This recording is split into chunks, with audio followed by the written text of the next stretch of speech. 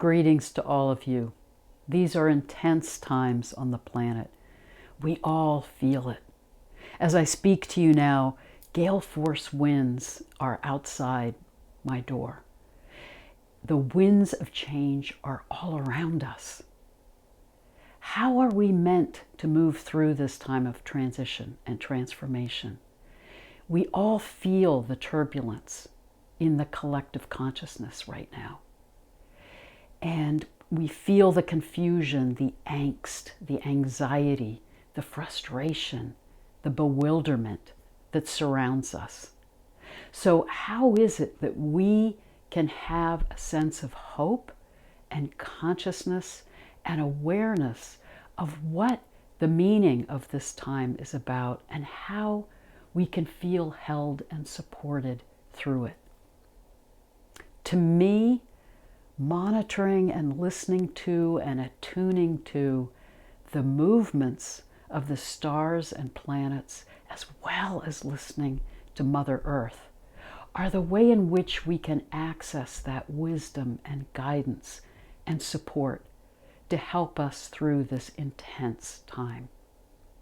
I want to talk today about the powerful energies that are coming up in December 2021 into the beginning of 2022.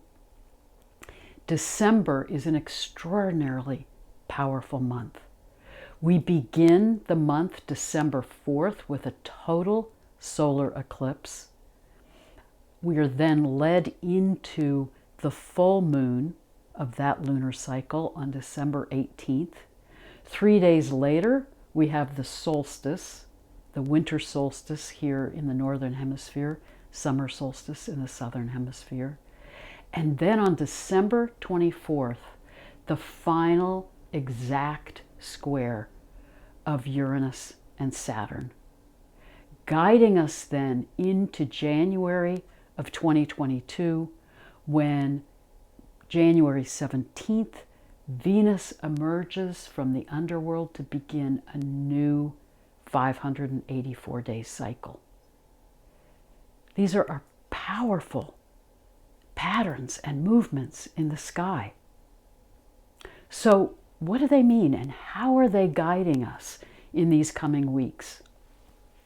I've touched on this powerful solar eclipse coming December 4th, but I want to talk about it in more depth and talk about it in the context of these other transits that are coming in the following days and weeks. So December 4th, when we experience the total solar eclipse, the sun and moon will be conjunct in the sky, in the stars of Scorpius, right by the royal star Antares, the heart of the Scorpion. And that constellation is beneath the stars of Ophiuchus, the great healer. For the sun and moon to be in that configuration with Antares, the theme is transformation, death, rebirth. Antares, the heart of the Scorpion. This is a time where we're facing our deepest fears.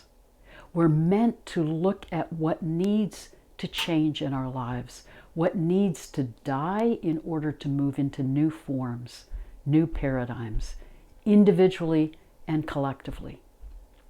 Think about it for a minute here in terms of the movement in the sky.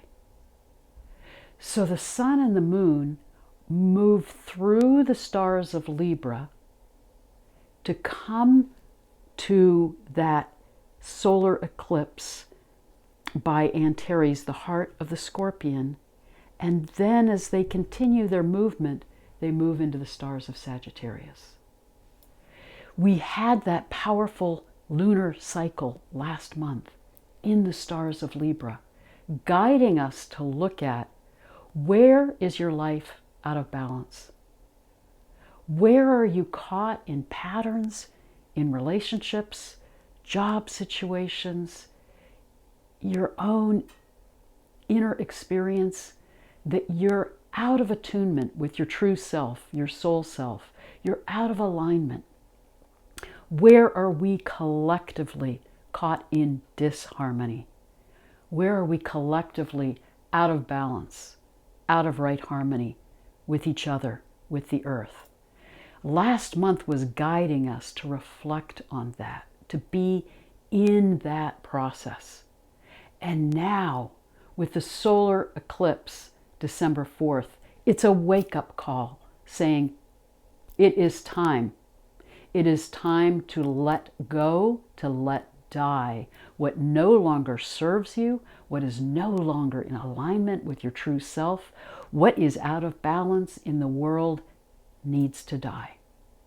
And Ophiuchus, the great healer, is standing over this solar eclipse at the heart of the Scorpion, guiding us to heal, guiding us to dare to let die what we need to release in order to heal, to then move into the stars of Sagittarius, to have that understanding that we are on a spiritual journey and can be held and guided by our connection with the galactic center. Remember, Sagittarius, the archer, is staring at Source, at the galactic center, saying, connect with your inner center, connect with that galactic center. Remember, we are held by the energies of the cosmos.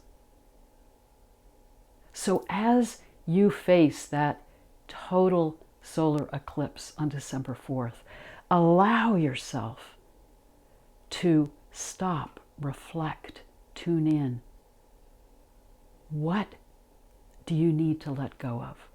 What needs to die in your life in order to allow you to give birth to new ways of being that are more true to who you are, that are more in alignment with your soul self?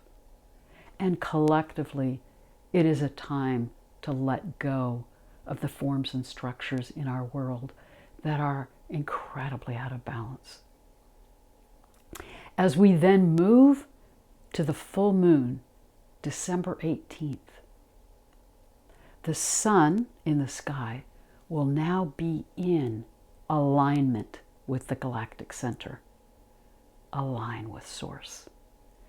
The full moon opposite the sun in the sky will be in the upraised arm of Orion, showing us that as we let ourselves die to what no longer serves us, what is out of balance, in disharmony, we, like Osiris, can be resurrected anew and become the new beings that we are meant to be, individually and collectively.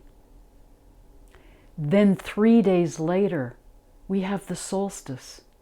Here in the northern hemisphere, the time of the longest night and awaiting the return of the light. Death, rebirth. Then we move into December 24th, the final square of Uranus and Saturn. Uranus in the sign of Taurus, Saturn in the sign of Aquarius. Remember, this powerful Uranus-Saturn cycle started in 1988, after the harmonic convergence in 1987. It started with Uranus and Saturn conjunct in alignment with the galactic center. This powerful Uranus-Saturn cycle, and remember that combination of Uranus and Saturn is, what are the new forms that are needing to come into our world to manifest in this time, from the beginning of that cycle, 1988, to the completion of that cycle, 2032. This cycle has held this powerful time of moving through 2012 and that transformational time, now moving through the end of 2024, our movement into the age of Aquarius. This Uranus-Saturn cycle is holding us in this time of transformation, of death, rebirth. And the beginning of that cycle is seeding that awareness. Stay in alignment with Source. Know that this is a spiritual journey. This is a time of transformation of consciousness in order to bring into the world new forms.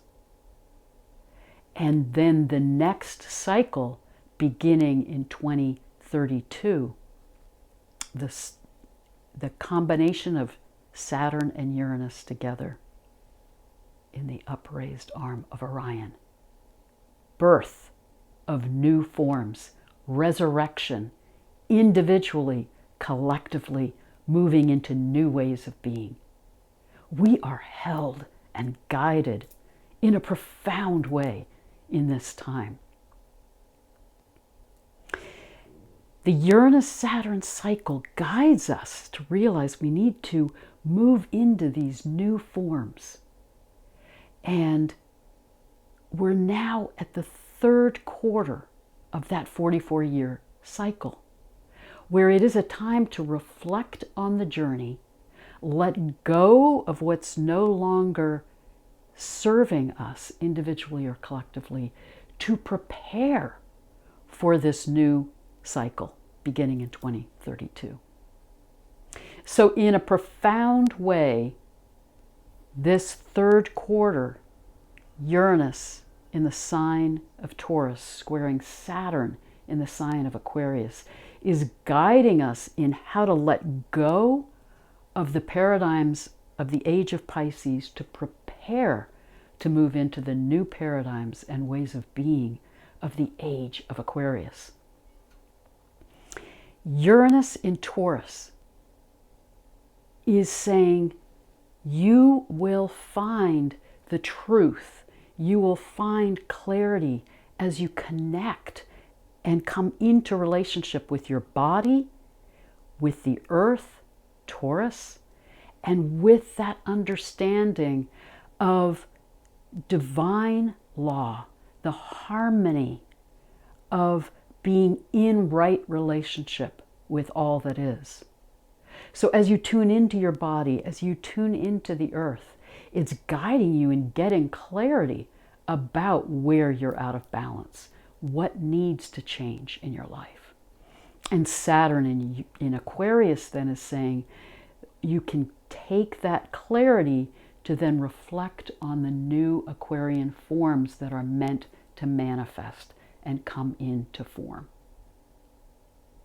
This is a profound time of death, rebirth, of our old patterns individually to move into new ways of being, new forms of consciousness, and for us collectively to go through this death of the old paradigms into the paradigms of the age of Aquarius.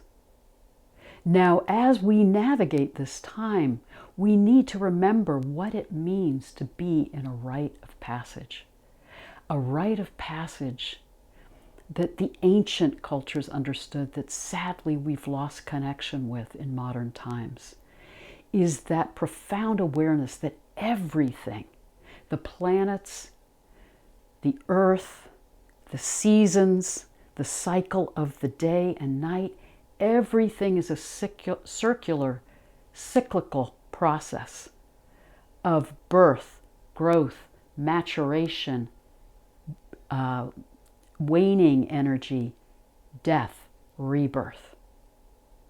So moving through that rite of passage is the awareness that we need to consciously let die what no longer serves us, and be in that liminal space of moving through the letting go to be in the transition to be birthed anew. And what is it collectively that we need to let die? Look at where we are in the world right now and the turbulence we're in with the pandemic, with political unrest, increasing polarization, increasing violence, frustration, anxiety in the collective consciousness. It can create a context for us to drop into a lower level of consciousness of survival fear. Everything feels unstable, uncertain. How do I cope? How do I survive? It leads to that increasing anger, aggression, polarization, because we're flailing. We're feeling out of control. I find it chilling that a Gallup poll taken in 2012, a survey of 140 countries, found that of the people surveyed, 13% felt that the work they were doing in the world had meaning and value, and they were motivated to be living their lives doing this work. 63% of the people surveyed felt that the work that they were doing did not engage them, did not have value, did not hold meaning and value for them. And 24% were actively disengaged, unproductive, feeling that sense of despair that none of this means anything. My sense is with the COVID pandemic, those percentages have increased. What does that mean if very few of us on the planet feel a sense of meaning, empowerment, that we're doing something of service in the world with our lives, with our time, with our work? I think one of the effects of the pandemic was more and more people stepping back and realizing that their lives were not satisfying for them. And that doesn't even account for the people that are barely surviving. As we've moved through 2020 and the pandemic, the wealthy on the planet, who own 43% of the wealth of the world, have increased their wealth by trillions, while the workers have decreased their income by trillions. So the gap between the wealthy and the poor has gotten more extreme, more intense. What does that tell us about our world and how out of balance it is? And how many are living lives of despair, of frustration, of angst, of anxiety, with a sense of meaninglessness. It's an existential crisis that we're dealing with collectively. How do we work that? How do we change that? Uranus and Saturn in this third quarter square are saying, let go of these patterns in the collective that foster corruption, greed, imbalance, exploitation, violence, soul death. Let those forms and structures die. In that way, we can move individually and collectively into consciousness, into awareness. We can see each other again and see how we're out of balance with each other, with the earth, and co-create new forms, new ways of being. The paradigms of the age of Aquarius: justice, truth, openness to diversity, respect, compassion, interdependency, interconnectedness, harmony. If we don't work the energies of that Uranus-Saturn square on December 24th, consciously, how might that manifest? Uranus and Taurus can lead to a sense of disconnect. Disconnect from our bodies, disconnect from the earth, increasing Uranus, idealization of technology, of moving into ways that we detach from life, detach from embodiment, continue to exploit and be destructive in our relationship with the earth, and disappear into increasing technology, AI, dehumanization. Saturn in Aquarius, the shadow side is increasing control and rigidity in our societal forms, in our world situation.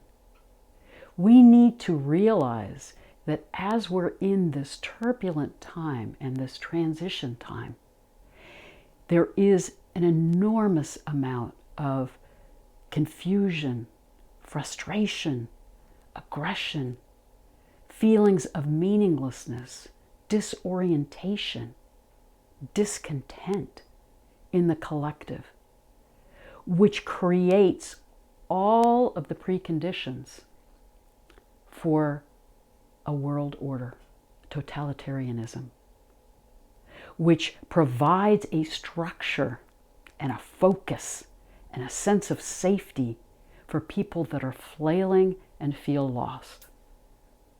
This is what happened in the development of Nazi Germany, Stalin's Russia, and can happen in our world today. If we stay blind and stay unconscious of our own process and of what's going on in the collective, we are ripe for being controlled by those who will say, this is what you need to do to be safe. This is how we will organize the world so that we are back in some sense of stability. And increasingly, we will lose our freedom. We will lose what's true, what's real, what's of value in our lives. If we stay aware of the wisdom of the sky, of the energies of the earth that are waking us up, this solar eclipse is saying, wake up, wake up. See who you are, see what's around you, and know this is actually meant to be a time of death, rebirth. Not physical death, not soul death, not death of truth and freedom and meaningful community, but the death of the old forms to move into the new forms that aren't about control, they're about compassion, they're about community, they're about justice. They're not about increasing inequity, increasing exploitation of the planet, increasing corruption and greed. They're about co-creating a new world together that is one honoring our interconnectedness with each other, honoring our diversity, honoring our being in harmony with the earth and with the sky. I find it profound that this total solar eclipse on December 4th occurs at the heart of the Scorpion and is the midpoint between Mars and Venus. At the time of that eclipse, Mars is in the stars of Libra, Venus in the stars of Sagittarius. On that day of the eclipse, what will rise before the sunrise, before that new moon? Mars in the stars of Libra. What will end the day? Venus as an evening star in the stars of Sagittarius.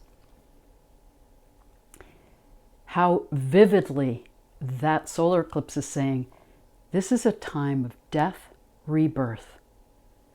Bring the energy of Mars and Venus, the sacred masculine, the sacred feminine, back into balance. Mars, look at your actions individually and collectively. How are they out of balance? How are they in disharmony with the people around you, with the earth, with the sky? Come back into balance. Venus in the stars of Sagittarius. It is time to reclaim our faith, our beliefs, our awareness, Sagittarius, of the energies of the sacred feminine, Venus.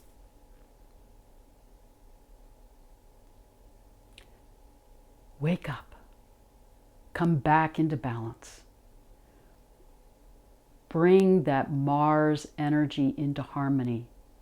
Let go of the out of balance paradigms of the patriarchal period and know that we can move into a new age that brings the energies of the sacred masculine and sacred feminine into balance and harmony. And Venus will guide us in remembering how to be in relationship with ourselves, with each other, with the planet, with the cosmos, in right relationship, right harmony, right balance. How extraordinary is it that we move through all of these energies in December that are saying death, rebirth. And as we move into January, Venus does her journey into the underworld, disappears from view as an evening star, and is reborn, emerging from the darkness, January 17th, before the sunrise, to usher in a new Venus cycle. And Venus then, as she emerges before the sun, joins Mars in the morning sky, saying the sacred feminine is arising, is beginning a new cycle to guide us into these new forms and ways of being. We are held, we are guided, we are supported. What do we need to do? Wake up. Reflect on our lives and see clearly, Uranus and Taurus, what we need to release. And hold that awareness of what we're preparing to manifest and birth. Saturn in Aquarius, new forms, the emergence of the age of Aquarius. Our capacity to move into these higher levels of consciousness and co-create a new world together that is just, that values interconnectedness, diversity, harmony, truth, freedom, and a profound sense of meaning, of remembering who we are, who we're meant to be, what we're capable of. As we come back into connection with the earth, connection with the cosmos, and become part of the galactic community.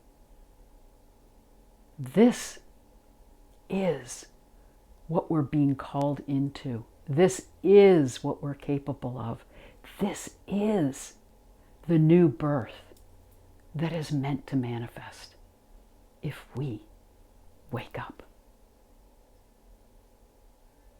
Blessings to all of you, and know that those of us who are awakening, who are holding this larger consciousness, we hold each other and support each other across the globe, and we are profoundly being supported from energies in the sky, from the other realms, and from Mother Earth.